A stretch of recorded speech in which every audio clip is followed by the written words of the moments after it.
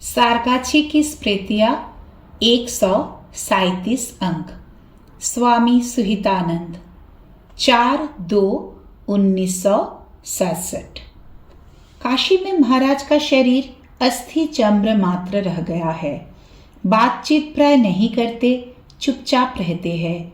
एक साधु ने विचार व्यक्त किया, महाराज, जब यह आपकी इतनी सेवा कर रहा है तो फिर इसे कोई भय नहीं है। महाराज चौंक कर बोले, वह अपने कर्मों के फल से मेरी सेवा कर रहा है और मैं अपने कर्मों के फल से सेवा ले रहा हूँ। दृष्टि शक्तिहीन और चलने फिरने में असमर्थता की दशा में महाराज काशी में प्राय सारा समय बिस्तर पर बिताते हैं। ठाकुर की तिथि पूजा सन्निकट है। बातचीत के प्रसंग में सेवक बोला, महाराज, 7 दिनों के बाद ठाकुर की तिथि पूजा है। यह सुनने के बाद महाराज बेचैन हो उठे और बोले, भूल तो नहीं जाओगे? यदि किसी काम में व्यस्त रहो तो किसी को बताकर रखो ना। महाराज के सामने ही एक व्यक्ति को जोर जोर से बताया गया, किंतु कहाँ कुछ हुआ। घंटों घंटों तक वही एक अधीरतापूर्ण प्रतीक्षा और वही व्याकुलता। अंततः वह समय आ गया। अद्वैत आश्रम में भोर में ही मंगलारती की शंख ध्वनि हो रही है। सेवक महाराज को निश्चिंत करने हेतु जब उनके पास बैठकर बताने गया तो उस समय वे कोई बात सुनने के लिए तैयार नहीं थे। एक ऐसी गंभीर, स्तब्ध और प्रसन्न मुख स्थिति में तन्मय होकर रहे कि उनसे एक भी बात कहने का साहस नहीं हुआ। दिन तारीख याद नहीं है, किंतु यह सारगाछी की घटना है। प्रचंड गर्मी है। महाराज दोपहर में घर से बाहर निकले। वे हैंडपंप के पास जाएंगे। तभी बाहर निकलकर उन्होंने देखा कि उनसे सुपरिचित एक युवक साहस्य वहां खड़ा है। उससे मिलने के लिए महाराज ने कई पत्र लिखे थे। वह किसी तरह पराई से कुछ समय निकलकर एक दिन के लिए सारगाछी आया था। वो मानो महाराज से भी अधिक प्रसन्न है। उसे देखकर महाराज विशेष हाव भाव के साथ गाने लगे, जिसका भावार्थ था, माँ अपने पति को लेकर व्यस्त है और बेटी अपने पति को लेकर व्यस्त है। ऐसा ही मजाक करते हुए कह रहे हैं, ना मैंने पाया गुड़ ना मैंने पाया केला, तुम जो आए तात यही मेरा भला। पुनः काशी लौट चलते हैं। महाराज अधिकांश समय चुपचाप रहते हैं। उन्हें थोड़ा आनंदित करने के लिए सौम्यानंद महाराज ने एक मजेदार घटना बताई। एक अखबार के संपादक के पास एक कर्मचारी आकर बोला, सर, अखबार पूरा संपादित हो गया है, फिर भी थोड़ी जगह बच गई है, क्या किया जाए? संपादक थोड़ा सिर खुजलाते हुए गंभीर कंठ से बोले, लिख दो कि विश्वस्त सूत्रों से पता चला है कि बलरामपुर ग्राम में एक 30 वर्षीय महिला ने एक साथ 3 संतानों को जन्म दिया। जच्चा बच्चा सब सकुशल है। वह कर्मचारी प्रसन्न होकर चला गया। कुछ ही देर बाद वह वापस आकर बोला, सर, सब हो गया है, केवल एक पंक्ति की जगह अभी भी बची है। संपादक ने फिर कहा, लिख दो। बाद में ज्ञात हुआ कि उक्त समाचार सत्य नहीं है, जाओ।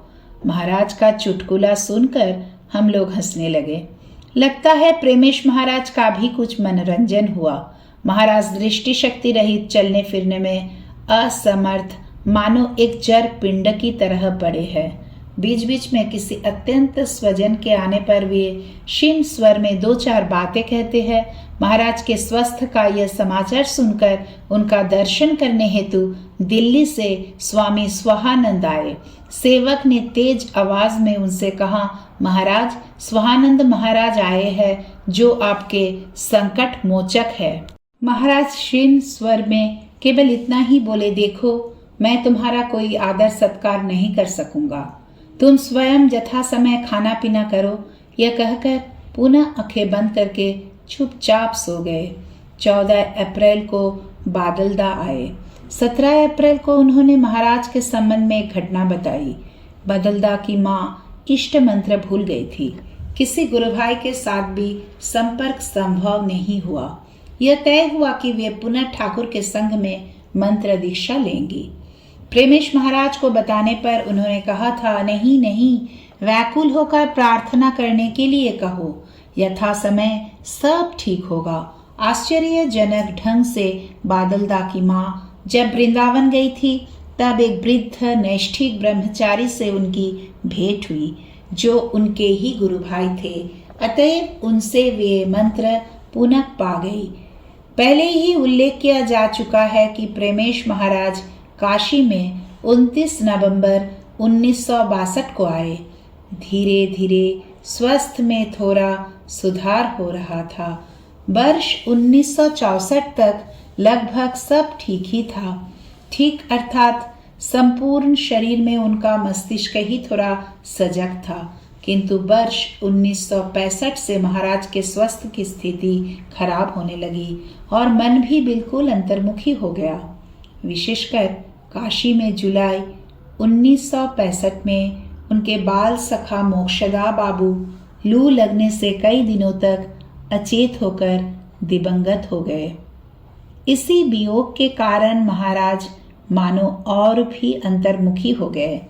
स्वामी अच्युतानंद उस समय ब्रह्मचारी को लिखित सेवक के एक पत्र में यह बात प्रकट हुई है। 16/4/67 का पत्र। आपका पत्र पाकर अतीब आनंदित हुआ। नववर्ष का प्रणाम और प्रीति शुभेच्छा। महाराज का इस समय का स्वस्थ एक विलक्षण विभूति का जीवन है। वही नैसी चुरामणि, तीक्ष्ण विचारशील योगी, प्रेमिक भक्त, असाधारण स्मरण शक्ति और मेधावी मनुष्य आज एक अबोध बालक के समान हटी सर्वोपाधि युक्त कोमल शिशु के समान है। शिशु तुल्य दृष्टि, भय, बालहट और निसंकोच मांग। महाराज के शरीर में जितने प्रकार के कष्ट है उतने प्रकार के कष्टों से जर्जरित मानव शरीर अपनी आंखों से देखने की बात तो दूर है, मैंने कहीं कान से सुना भी नहीं है। जिनका पूर्व जीवन इतना पवित्रमय रहा, उनका उत्तरकाशी जीवन क्यों इतने सुदीर्घ काल तक इस प्रकार यातनामय है। अथवा मजे की बात यह कि जिनके शरीर में इतनी यातना है वे मानो परम आनंद से खूब निश्चिंत भाव से माँ की गोद में सिर रखकर सो गए हैं। ऐसा उद्वेग रहित व्यक्ति मैंने कहीं नहीं देखा। मैं समझ नहीं पाता हूँ कि उनका मन कहाँ और कितने उच्च स्तर पर बधा है, क्योंकि उनके मुख से वेद वेदांत की कोई बात नहीं निकलती। भक्ति प्रेम की शिकायत और अभिमान कुछ भी नहीं। ठाकुर और श्री माँ के जीवन की लीला कथा सुनने का भी प्रयास नहीं, किंतु मस्तिष्क में क्या संवेदना नहीं है। यही नहीं, समय विशेष पर अच्छी भूख प्यास तथा निकटवर्ती लोगों के नाम तथा स्मरण शक्ति सब ज्ञात है। महाराज के सभी गुणों में जो एक अपूर्व रसिक चूड़ामणि का भाव दिखता है वह अभी भी रोग कष्ट के बीच भी दिखाई पड़ता है। कुल मिलाकर एक आनंदमय बालक के साथ मैं परम आनंद से दिन बिता रहा हूँ। अब अन्य कोई आकर्षण प्रियतर नहीं लगता। जैसे सिर पर भूत सवार वाला व्यक्ति नशे में रहता है, वैसे ही पास में रहना ही अच्छा लगता है। कोई बातचीत नहीं, शायद स्मृति में मन में भी नहीं, कोई प्रश्नोत्तर नहीं। शायद महाराज घंटों घंटों तक चुपचाप सोए हैं। उसी नटखट बालक के शांत मुखश्री की ओर देखने की इच्छा होती है। बहुत सी बातें कह चुका, अब और कुछ भी नहीं कहूँगा। शायद इधर उधर की अप्रासंगिक बातें मुख से निकल जाए, भय के कारण बस चुप हो गया। उनकी एक और भी आकांक्षा है। नववर्ष के उपलक्ष्य में महाराज की इच्छा है कि कोई उनकी ओर से पूज्यपाद प्रेसिडेंट महाराज को साष्टांग दंडवत प्रणाम करे। मैं यह दायित्व आपको देता हूँ। मेरी बात भी अतिरिक्त वस्तु के रूप में उनके प्रति निवेदित कीजिएगा। प्रेमेश महाराज ने जिनके द्वारा संघाध्यक्ष स्वामी वीरेश्वरानंद जी महाराज को साष्टांग प्रणाम निवेदित किया था। उन्हीं ब्रह्मचारी ने उन्हें प्रणाम करके कहा था, महाराज पूजनीय प्रेमेश महाराज का साष्टांग प्रणाम निवेदित कर रहा हूँ।